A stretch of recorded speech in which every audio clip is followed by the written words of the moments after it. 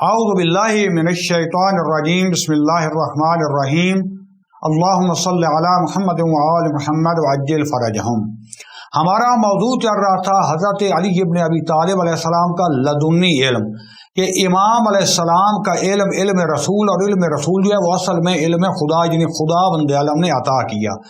اور عرض کیا تھا کہ امام علی ابن ابی طالب علیہ السلام فرماتے ہیں کہ میں سحری کے وقت امام رسول خدا امام الانبیاء حضرت محمد مصطفیٰ صلی اللہ علیہ وآلہ وسلم کی خدمت میں حاضر ہوتا اور وہ مجھے علم سکھاتے، میں سلام کرتا، اگر وہ جواب دیتے تو میں حاضر ہو جاتا، اگر وہ آگے سے کھانس دیتے تو میں واپس آ جاتا، اور یہ خلوت ہو یا جلوت میں ان کی خدمت میں حاضر رہتا، یہاں تک کہ امام الانبیاء رسول خدا صلی اللہ علیہ وآلہ وسلم کے پاس جو بیٹھنے والے لوگ تھے، بعض وہ تھے جو حاضر ہوتے تھے محض تقلیدی لوگ تھے، کہ اگر رسول خدا صلی اللہ علیہ وآلہ وسلم خود کچھ سکھا دیتے تو یہ سن لیتے، ورنہ خاموشی سے بیٹھے رہتے۔ واضح ہوتے تھے، سوال تو کرتے تھے، لیکن ایک حد تک محدود اندازے میں اپنے ظرف کے مطابق کرتے، جواب لیتے، آ جاتے۔ بعض وہ لوگ جو منتظر رہتے تھے کہ کوئی اور آئے، کوئی موضوع چھیڑے تو ہم بھی استفادہ کر لیں۔ بعض جو تھے وہ آتے تھے، سلام لیتے، عبادت میں مشغول ہو جاتے، زیادہ عابد قسم کے لوگ تھے۔ بعض جو تھے وہ آتے، سلام علیکم کرتے، باقی اپنے دنیا کے کام میں مشغول ہو جاتے، روزی جیسے ہمارے آج کل جو ہے کاروبار ہیں اس میں مشغول رہتے۔ لیکن علی ابن ابی طالب علیہ السلام کی ذات وہ ذات ہے کہ جس کے بارے میں ابن ابی الحدید معتزلی کہتا ہوا نظر آتا ہے کہ امام علیہ السلام خلوت و جلوت میں امام الانبیاء کے ملازم رہتے، یہاں تک کہ حسن بصری یہ بات کہنے پر مجبور ہو گیا امام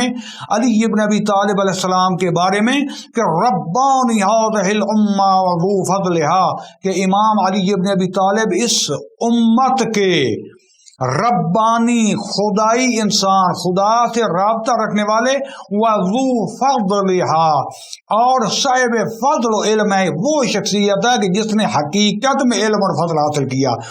حتیٰ اس زمانے کے فلاسفہ، مادی اور ملحد جو لوگ تھے لیکن علم سے ان کا، فلسفے سے ان کا شغف تھا، وہ امام علی ابن ابی طالب علیہ السلام کے بارے میں کہتے ہوئے نظر آتے ہیں امام الائمہ و حکیم العرب، کہ امام علی ابن ابی طالب علیہ السلام اماموں کے امام اور عرب کے حکیم۔ حکیم سے مراد یہ پوڑیاں دینے اور دوائی دینے والے نہیں، بلکہ حکیم صاحب حکمت، عالم، کہ جس کے جو دنیا کا، عرب کا سب سے بڑا حکیم، دانش مند، فلسفی اور عالم انسان تھا، وہ علی ابن ابی طالب علیہ السلام ہے۔ اسی لیے ان کے بارے میں تھا مدینہ العلم، لقب ہے ہمارے پہلے امام کا، اور ہمارا امام فرماتے ہوئے نظر آتے ہیں کہ سلونی قبل ان تفقدونی، اس سے پہلے کہ میں تم میں سے فاقد ہو جاؤں، تم میں سے چلا جاؤں، جو چاہو مجھ سے پوچھتے ہو، پوچھنا چاہو پوچھ لو۔ آگے حدیث میں آتا ہے کہ حتیٰ میں علی وہ ہوں جو زمینوں سے زیادہ آسمانوں کے رستے جو ہے جانتا ہوں۔ اب بعد میں جو ہے کہ ٹائم مختصر ہے، جو ہے یورپ کے دانشمند کہتے ہوئے نظر آتے ہیں کہ اے کاش ہم ہوتے اور ہم علی سے ستاروں کے راز پوچھتے، سیاروں کے راز پوچھتے، فضاؤں کے راز پوچھتے، ہواؤں کے راز پوچھتے، اس کائنات کے راز پوچھتے، لیکن ہم باقی مسلمانوں کو تو چھوڑیں جو ہم خود علی کے ماننے والے ہیں۔ آج ہمارے سٹیجوں کی حالت دیکھیں، آج ہمارے مصلی کی حالت دیکھیں، آج وہ بچے اور وہ لوگ جن کو طہارت کا پتہ نہیں ہے وہ ہمارے سٹیجوں پر آ گئے، وہ ہمارے ممبروں پر آ گئے، ہمارے علماء مظلوم، دیکھا دکھائی، یہ ہمارا جو علم کا ورثہ تھا یہ بھی کاروباری بن گیا۔ لوگ آتے ہیں قم نجف میں نمبر پلیٹ نجفی اور کمی کے لگا کر وہی چٹکے اور وہی جو ہے لطیفے اور وہی واہ واہ والی سنا رہے ہوتے ہیں، کاروبار بنا دیا اور علم علی ابن ابی طالب علیہ السلام کو دفن کر کے رکھ دیا۔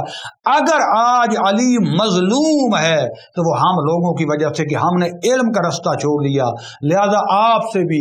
التجا ہے اور میں اپنے آپ سے بھی خواہش کرتا ہوں، خدا سے توفیق چاہتا ہوں کہ ہم آج بھی اگر پلٹائیں علی ابن ابی طالب علیہ السلام کے علمی دسترخوان پر تو آج بھی کائنات کی چوٹیوں کا ہم زیر روح کر سکتے ہیں۔ والسلام علیکم ورحمۃ اللہ وبرکاتہ۔